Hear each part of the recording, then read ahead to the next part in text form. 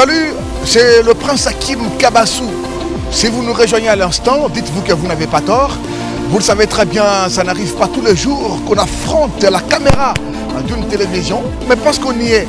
Je dois signaler ici que nous célébrons une grande marque vestimentaire. Il s'agit bien évidemment, mesdames et messieurs, comme vous le remarquez déjà sur vos petits écrans, Filsino Graffiti, œuvre d'un Congolais, un compatriote congolais. Je dois signaler que c'est la toute première fois qu'un Congolais du genre puisse mettre sur pied une griffe.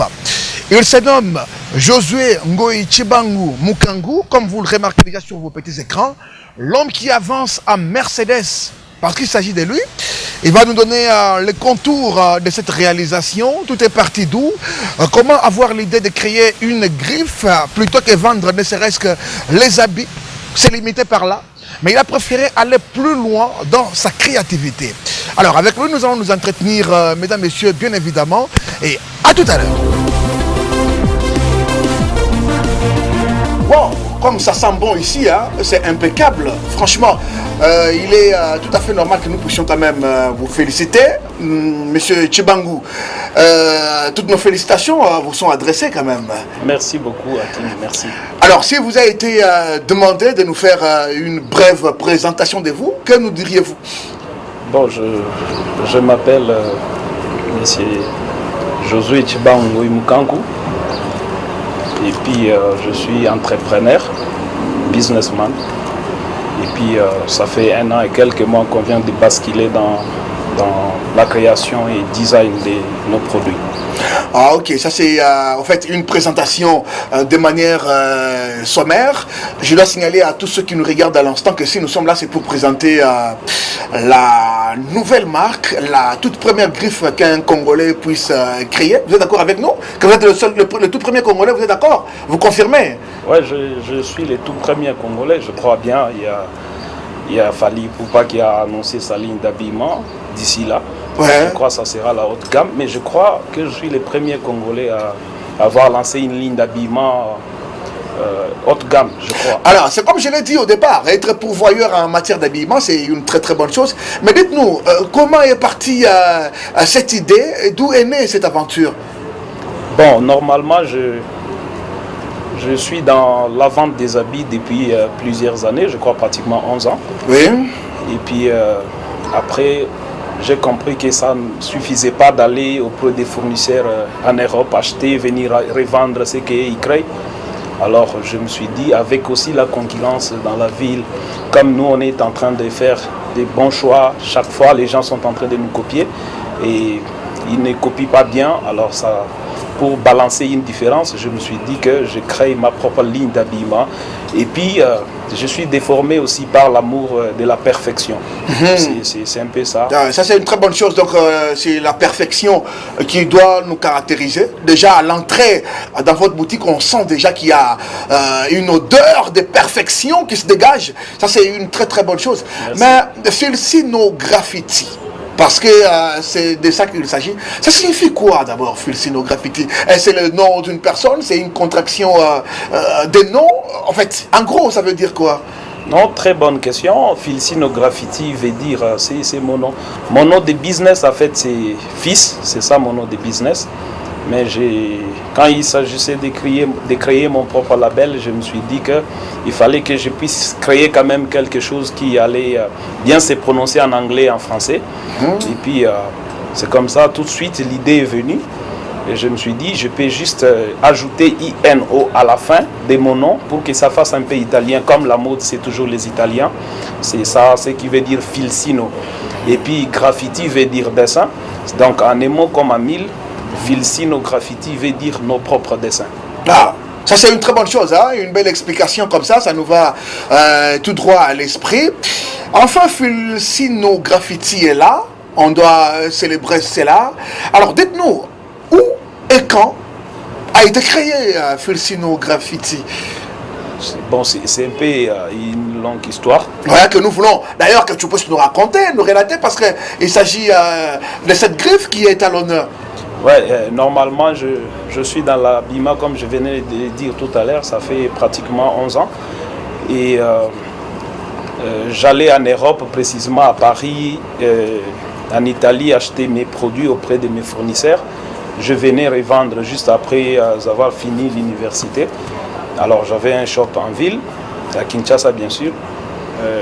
J'ai travaillé, il y a la crise économique de 2008, je pense, c'est 2008 et 2009, la crise économique internationale, c'est 2008-2009 je crois. Alors les choses n'allaient pas, j'étais au début de mes business. Alors je me suis dit que je puisse aller me réfugier aux États-Unis dans ce que j'ai toujours baptisé mon exil économique. Parce que c'était mes premiers pas dans les affaires, les choses n'allaient pas, il y avait cette forte crise qui secouait le monde. Alors je suis allé aux États-Unis et c'est de là où tout est parti. Je me suis dit, bon, il faudrait quand même faire quelque chose de particulier. Parce que là, j'ai découvert que les jeunes Américains qui se font beaucoup de millions, ils ne font pas ce qui est déjà fait. Donc ils créent certaines histoires et tout de suite, ça marche. Alors je me suis dit, bon, je dois quand même créer ma propre ligne d'habillement. Et surtout, ce qui est vrai aussi, la vraie motivation, c'est que je ne trouvais pas trop les habits qui correspondaient à ma personnalité auprès de mes fournisseurs. C'est-à-dire ouais, voilà, c'est-à-dire tout ce que j'achetais. Parce que quand je suis en face de mes fournisseurs, chaque fois je me mets toujours dans la peau de mes clients. Je connais bien mes clients, la plupart sont les VIP. Alors chaque fois que j'achète, bien sûr je vais revendre, mais je me mets toujours dans leur peau. Alors j'essaie de voir, il fallait toujours des retouches après la production parce qu'on achète les prêt-à-porter déjà faits. C'est comme ça, je me suis dit, comme là moi-même, depuis 5 ans j'ai un couturier à Paris. Chaque fois quand j'ai acheté mes histoires chez les fournisseurs, il faut que je l'amène chez les couturiers, qu'ils l'ajustent selon moi. Et j'ai trouvé que c'était beaucoup d'exercices. Et je me suis mis quand même à faire un long apprentissage pour maîtriser les circuits d'approvisionnement des tissus jusqu'à la production. C'est un peu ça. Alors, j'apprends qu'avant la création, bien entendu, de Felsino Gravity, cette marque à laquelle nous allons nous habituer déjà, j'apprends que vous êtes détenteur d'autres boutiques d'habillement à travers la ville de Lubumbashi. Est-ce que vous pouvez nous en parler? Oui, bien sûr. Excusez-moi que j'enlève mes lunettes. Et ça ne dérange pas, on est en direct, c'est aussi important qu'on puisse voir aussi vos yeux tout naturels. Merci. Oui, je suis administrateur directeur général des établissements Tifis. Depuis quand même plusieurs années. Et dans les établissements Tifis, nous avons plusieurs activités que nous sommes en train de faire. Mais je suis plus focus sur l'habillement. Ça fait plusieurs années que je fais ça. Et toutes mes boutiques, c'est nom Paris No. 1 boutique. C'est-à-dire, on n'a pas commencé ici à Lubumbashi, bien sûr. Nous avons commencé à Kinshasa. Nous avons des shops à Kinshasa, nous avons des shops à Lubumbashi, nous avons des shops à Brazzaville, nous avons des shops à Kolwezi. Ça fait pratiquement 2 mois qu'on a ouvert à Kolwezi. C'est un peu ça. Donc, si je comprends bien, votre boutique à pignon sur rue, comme on le dit en bon français, quoi.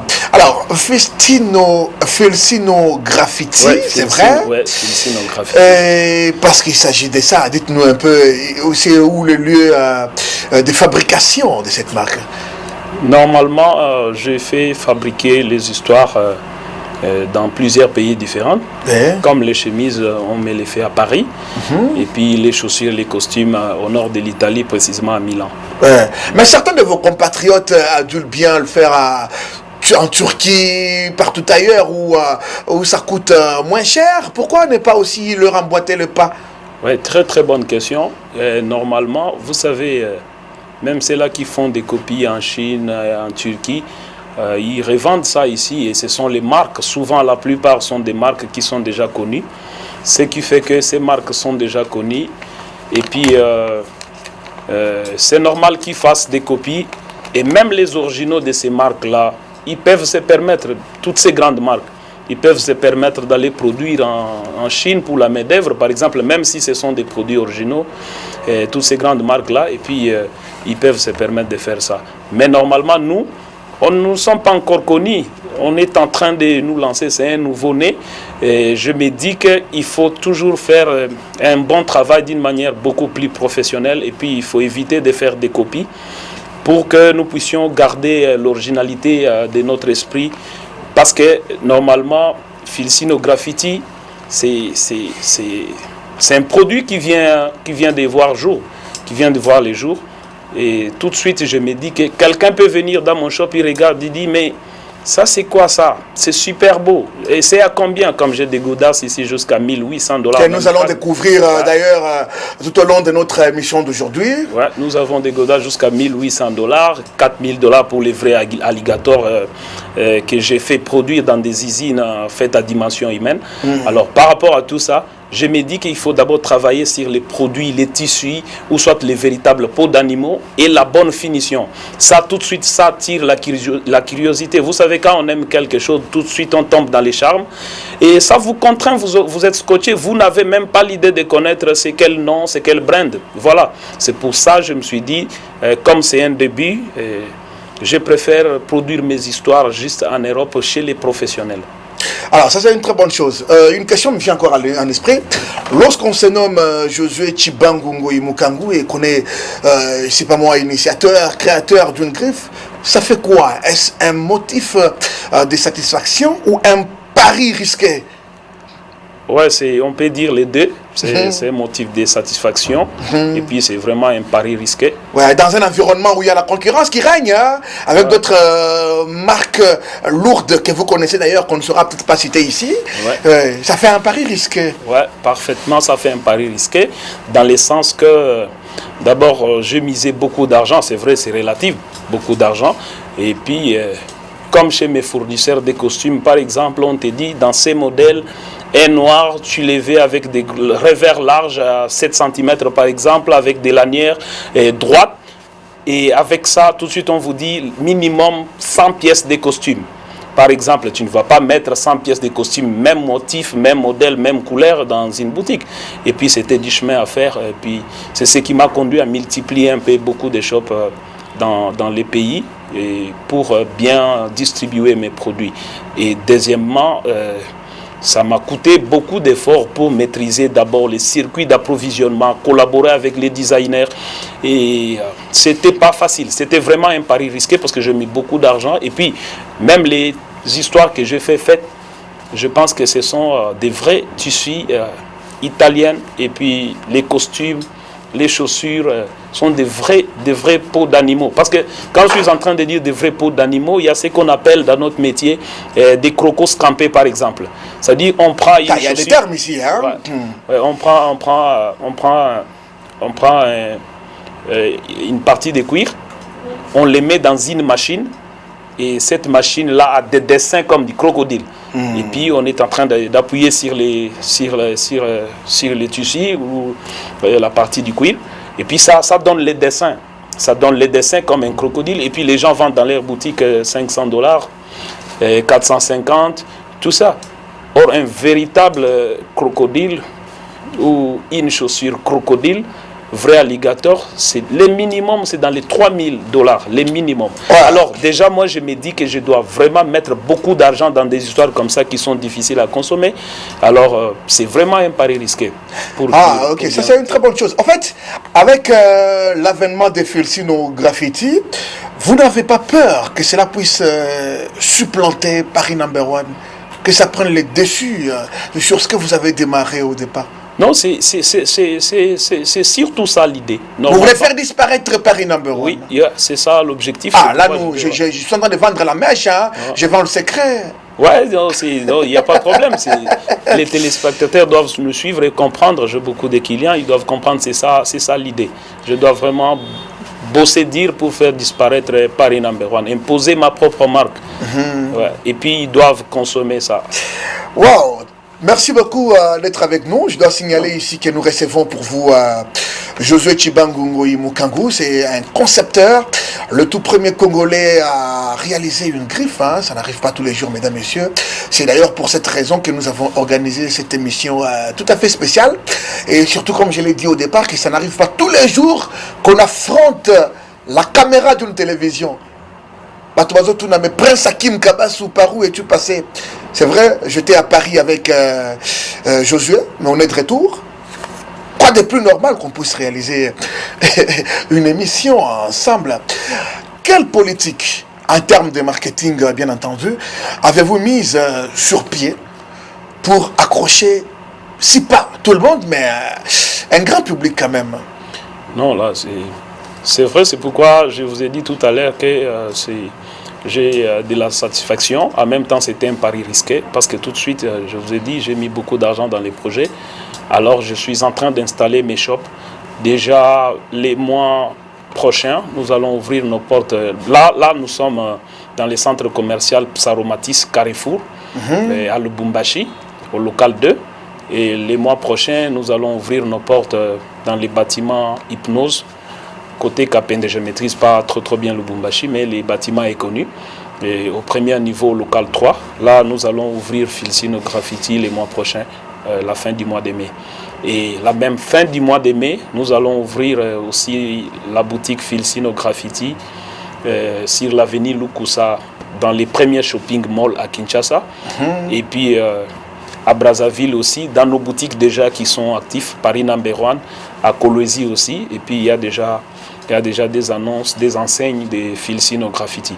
Mais il y a aussi un site pour la vente en ligne, bien sûr. Mais pour bien distribuer nos produits et la promotion, je suis en train de me dire qu'il faudrait frapper un grand coup. Et là, déjà, les mois passés, j'ai négocié avec Fali, comme je l'ai dit tout à l'heure. J'avais déjà discuté avec Fali.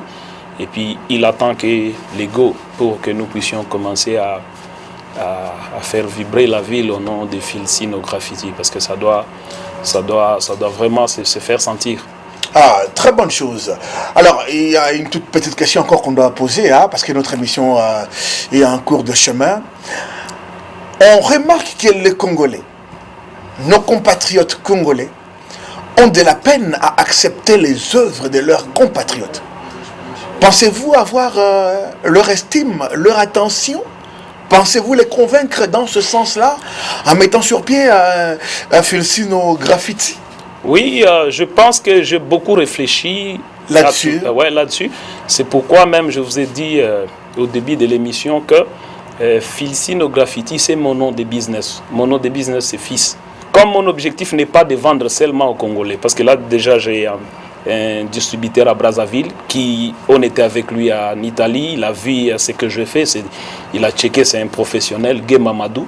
Alors il m'a dit que tout de suite je vais vraiment vendre tes produits, je lui ai donné les contrats, il a lu et puis on s'est tombé d'accord pour qu'il commence à distribuer les produits Filsino Graffiti à Brazzaville, parce que c'est un marché que je dois moi-même contrôler et je me dis que ce n'est pas pour juste les Congolais.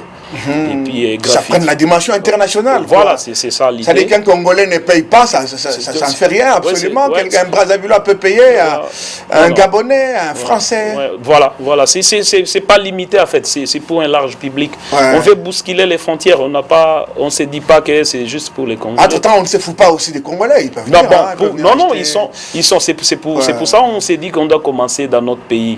Tu vois, moi je vous ai dit tout à l'heure que la crise de 2008-2009 m'a envoyé dans ce que j'ai toujours appelé l'exil économique aux États-Unis. Et c'est de là où je me suis dit que pour se faire beaucoup d'argent, il faut créer, il faut amener quelque chose de nouveau. C'est comme quand nous parlons même des Filsino Graffiti.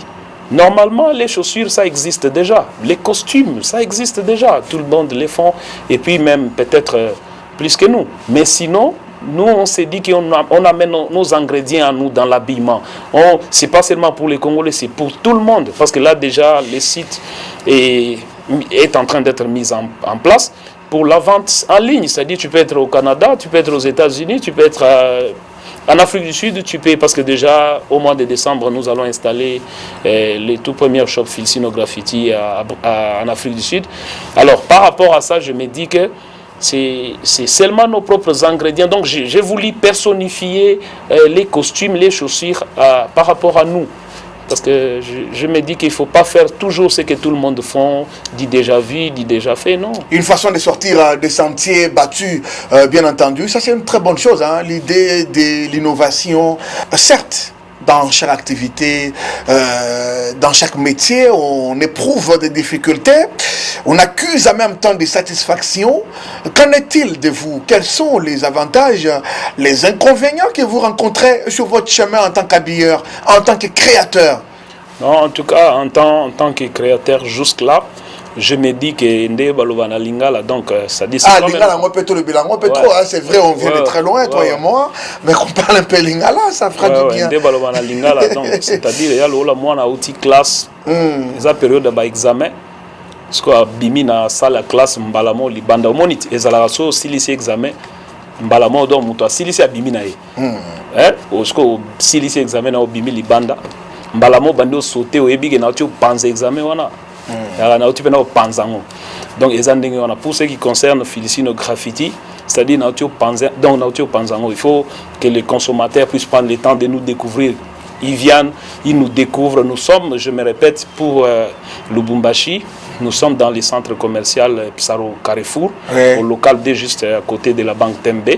Alors je me dis qu'ils viennent, ils vont découvrir des vrais missiles, quoi. Donc, mais au départ, ça n'a pas été facile, non? Ce n'était pas aussi aisé. Je suis en train de répondre à votre question. Les difficultés, en tout cas, jusqu'en dernière minute, j'ai connu des difficultés.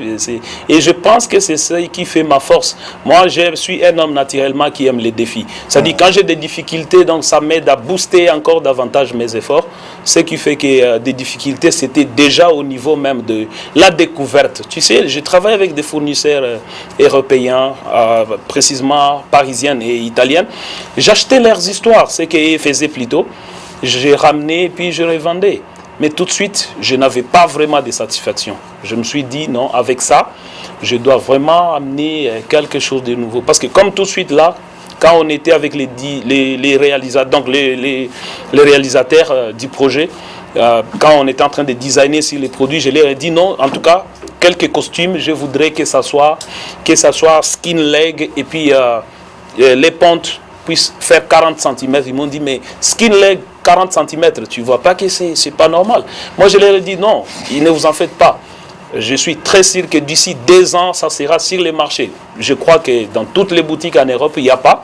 Mais moi, je leur ai dit, même les réalisateurs à l'usine, ils m'ont dit non, mais tu ne trouves pas que ça, si c'est skin leg, ça doit être les pontes simples. Je leur ai dit, c'est vrai, on doit faire une grande quantité comme ça, mais je lance un défi. Vous allez voir, d'ici 2 ans, ça va vraiment se consommer. Donc, skin leg avec 40 cm de ponte.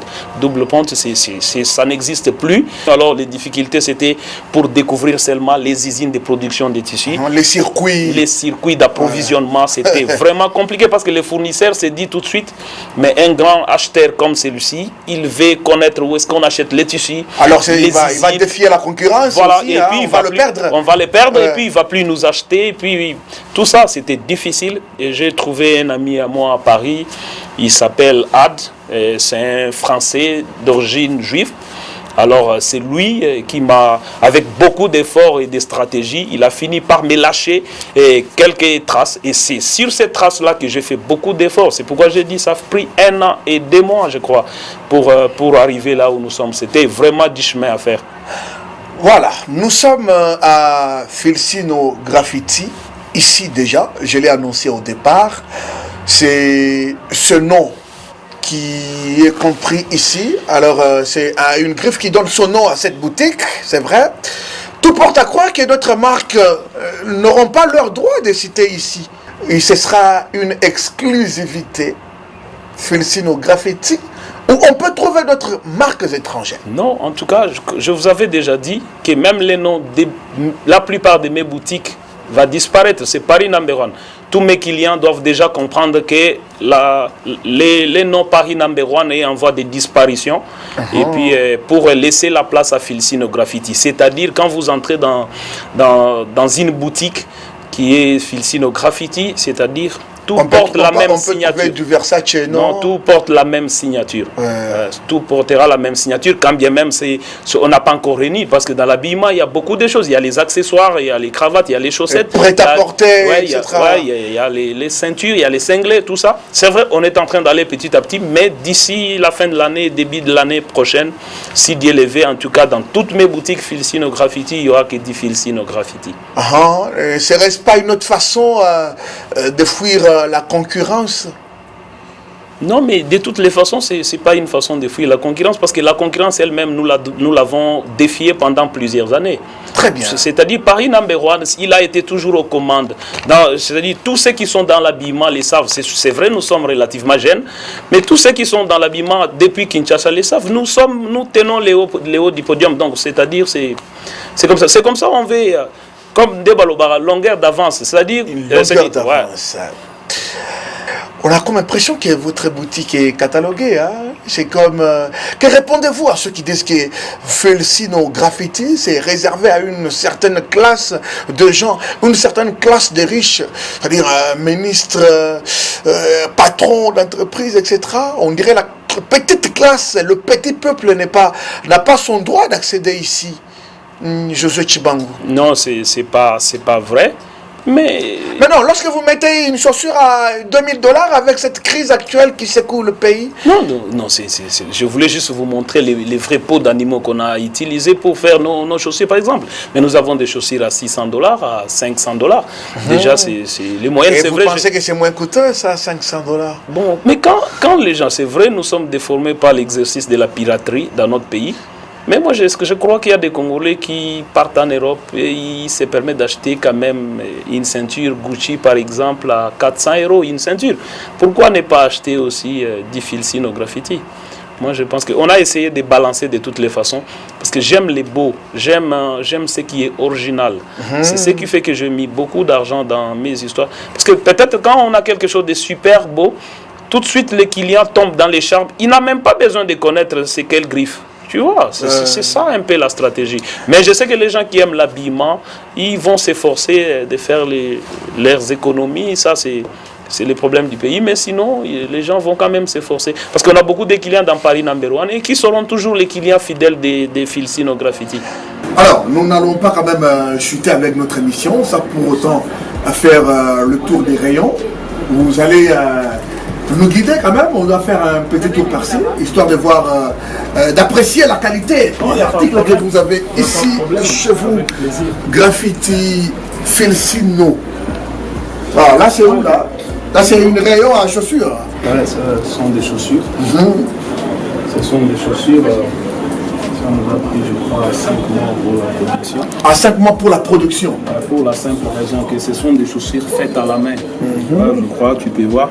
Là, les embouchoirs, c'est bien écrit Filsino Graffiti. Mais là, on a bien écrit handmade. Tu vois, non? Ça veut dire fait à la main. C'est-à-dire, même, vous pouvez voir, finition faite à la main. Et puis, là, c'est Filsino Graffiti, les liés de production, c'est en Italie. Et puis, c'est aussi précisé là, Filsino Graffiti. On peut voir?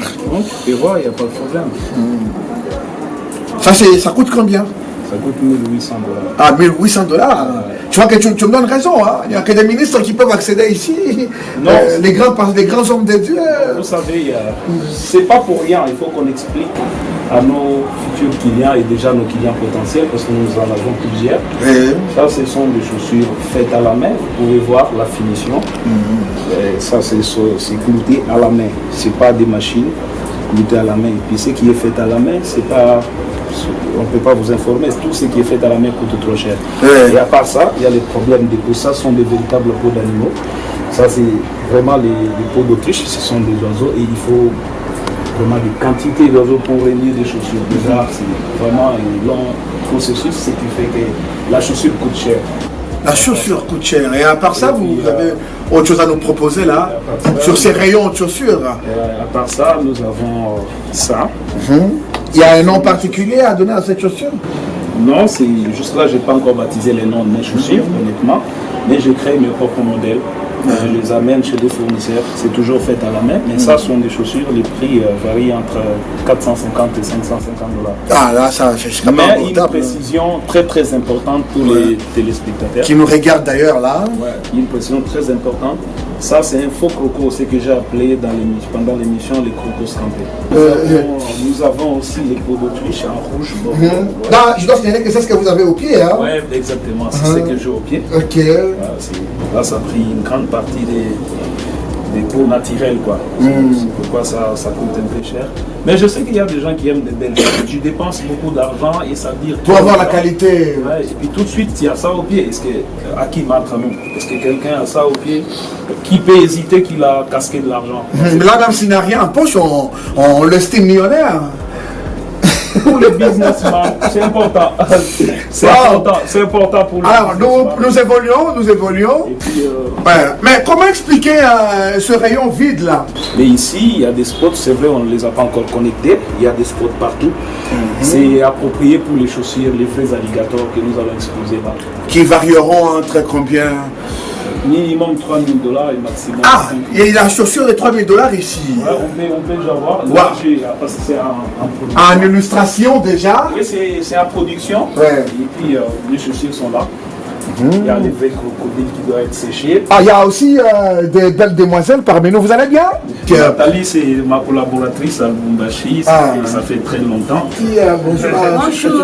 Il y a aussi Becky qui travaille avec nous. Et chaque fois qu'un client vient, parce que c'est de la fortune, non? C'est-à-dire attaché sur une chaussure déjà 3 000 à 5 000 $. Il n'y a pas de bonus? Voilà. Non, mais on essaie de discuter. Et puis déjà, quand c'est à 3 000 $, on va signer votre propre nom. Je crois partout ailleurs, pour ceux qui portent des vrais crocodiles, ça, comme chez Weston, il y a des crocos jusqu'à 9 000 €.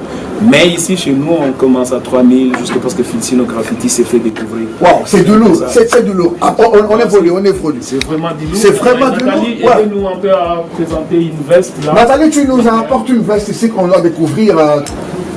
Ça, c'est. Wow. Ben, un joli tissu, hein. Tu vois, non? Ouais. C'est du Filsino. Ah, Filsino Graffiti, made in Italy. Ouais, tu peux voir. Dedans comme tout comme le dehors. Hein. Et puis il y a un détail qu'il faut retenir. Ça on appelle de la laine vierge le tissu. C'est la laine vierge avec des rayures encastrées. Je crois, je ne sais pas s'ils peuvent nous aider. Il y a des rayures encastrées sur le noir. Et puis pour voir que nous, comme je t'ai dit, que nous on aime la perfection. On est déformé par cet exercice-là. Bien sûr, nous sommes à nos premiers débits. Tu vois, ces doublures ici, c'est pas du blé nuit, c'est pas du blé clair ou n'importe quelle couleur, c'est du rouge bordeaux. Quand bien même c'est à l'intérieur de la veste. Mais on a mis ça, c'est pour respecter les rayures qui sont sur les vrais, comme on dit, donc les vrais du tissu. C'est à l'intérieur bien sûr, mais ça prend les rayures qui sont dans la veste. En temps, ça vous permet aussi de majorer les prix. Là, c'est pas bien comme ça. Qu'est-ce qu'on retient? Non, les prix, ce sont des prix promotionnels et abordables. Nos costumes sont à 650, 500 $, on prend l'argent. Ah, ok. Ouais, 500 $. Et puis, comme je vous disais, là, il y a les cintres, c'est Paris number one. Paris number one, je me dis que on essaie d'abord de garder, comme on dit, la genèse. Et puis mais quand on sert nos clients, on leur donne les cintres de Filsino. Et à part ça, qu'est-ce qu'on retient encore de vous? Je crois qu'on a des sacs, on peut retourner là. Les caméramans peuvent nous aider. Ouais, les sacs de Filsino Graffiti pour les bureaux. Ouais, pour les bureaux, les sacs classiques. Tu peux nous aider? Je présente un peu les sacs, ce sont des sacs classiques. C'est du crocos campé. On s'est dit que si c'est un vrai crocos, ça peut aller dans les 5 000 $. Et comme c'est du crocos campé, c'est à 600 $. Et puis on a juste fait, parce que là il faudrait produire à peu près 1000 pièces de ces accessoires avec la signature. On s'est dit qu'on essaie d'abord les marchés, c'est pourquoi on a imprimé juste les labels, les Filsino Graffiti. Ça peut tourner, madame, s'il vous plaît. Merci, je crois qu'on a l'exposition ici. Alors, ce qu'il faut retenir, c'est que ici, ça sent du lourd, c'est vraiment la classe. C'est du vrai lourd. C'est-à-dire, nous sommes les jeunes qui veulent... D'autres jeunes cessent de rêver. Qui veulent donner un grand coup pour demander à tous les jeunes de cesser de rêver, de se mettre au travail. C'est-à-dire, se mettre au travail, c'est-à-dire quoi faire, c'est que tous les jeunes ne font pas. Alors, tu vois, il y a une question pour conclure qui me vient à l'esprit. Aussi, on a comme l'impression que la femme n'est pas représentée ici. Pas de robe, pas de jupe, qu'est-ce qu'il y a? On a fini l'émission, ça c'est à toi, à qui nous... Ouais, mais tu réponds quand même à ma question, mais les femmes ne sont pas représentées. Pas de jupe, pas de robe, qu'est-ce qu'il y a? Pas de fermé, pas de talons. Vous savez... où ça va venir? Normalement, ça va venir, mais je suis plus focus sur les trucs hommes. Pour la simple raison que tu vois, je bosse déjà dur. Les projets m'ont pris 1 an et 2 mois. C'est pour les hommes. Mais les vestes, par exemple, je peux produire les mêmes coupes pendant l'espace de 6 mois, mais je ne fais qu'échanger, par exemple, les tissus. Et les hommes, ils consomment comme ça. Mais chez les dames, il faut que ça change, il faut que ça tourne comme ça, il faut que ça monte, il faut que ça descende. C'est un grand travail. Et puis la production pour sa propre label, ça coûte très très cher. C'est comme ça, on s'est dit. Jusque-là même, on n'a pas encore fini avec les accessoires. Parce qu'avec Filcino Graffiti, nous devons aller jusqu'aux accessoires, cravates. C'est vrai, les cravates en Filcino, nous les avons déjà, mais par exemple les cinglés, les ceintures, c'est un peu ça. Alors, qu'est-ce qu'on se dit en guise de conclusion? Vous regardez vos potentiels clients qui viendront dans le jour à venir. Je dis d'abord que j'aime tout mon public. Vous savez, moi, je ne suis pas trop télévision. Ça fait 12 ans que je travaille dans ces métiers d'une manière beaucoup plus professionnelle. Mais je ne suis pas dans les télé, donc c'est-à-dire je me penche plus sur le travail. Aujourd'hui, on a fait du bon boulot. Et on s'est dit qu'on doit quand même faire découvrir aux gens qu'il y a des jeunes qui travaillent en police. Alors je leur dis que il faut qu'ils puissent nous soutenir comme ils l'ont toujours fait. Tous mes clients, partout où ils sont, parce que moi je suis quelqu'un qui a beaucoup vendu aux États-Unis porte à porte. C'est-à-dire que je salue tous mes clients qui m'ont soutenu, vraiment, qui continuent à me soutenir comme ils l'ont toujours fait chez Paris No. 1. Et puis là, nous nous sommes dit que nous devons quand même aller plus loin que ça. C'est-à-dire créer notre propre label. Je suis très content parce que là où nous sommes aujourd'hui, c'est à cause de tous mes clients partout. Ils sont à Brazza, à Kinshasa, à Kolwezi et à Lubumbashi ici précisément. Mais je tenais surtout à préciser à nos clients qui sont à Lubumbashi par exemple, la toute première boutique Filcino Graffiti venait de voir jour aujourd'hui dans les centres commerciaux de Saromatis au Carrefour. Au Carrefour local 2. Déjà les mois prochains, les portes seront ouvertes dans les bâtiments Hypnose, Cirque APD là-bas, toujours à Lubumbashi, au premier niveau local 3. À Kolwezi, nous sommes sur les boulevards Laurent Désiré Kabila, non loin de Mariapolis, dans le complexe de IAC, c'est connu. À Kinshasa, nous sommes sur le boulevard du 30 juin et puis sur l'avenue Équateur, à côté de Chahina, en face des Planètes J. Et la même fin du mois de mai, nous allons aussi ouvrir les shops Filcino Graffiti dans les premiers shopping malls sur l'avenue Lukusa, toujours à Kinshasa, au premier niveau. Je crois que les numéros j'ai oublié, mais le contrat est déjà signé. Et puis à Brazzaville, je crois que ça sera représenté chez Gay Mamadou. Alors, on comprend déjà qu'il s'agit d'une grande marque. Mesdames, Messieurs, c'était un réel plaisir d'avoir pour vous, ici, Filcino Graffiti. Merci pour votre attention soutenue à ces programmes. Du reste, nous vous disons au revoir et à la prochaine. Merci beaucoup.